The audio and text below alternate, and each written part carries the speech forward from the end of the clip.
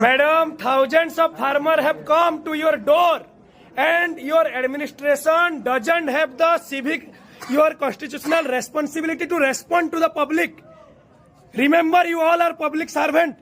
Public are sitting in the road and your officers are sitting in AC rooms. This is your administration. Have you read Indian Constitution? We the people of India. We the people of India, the people have come. Where are you? Why are you hiding?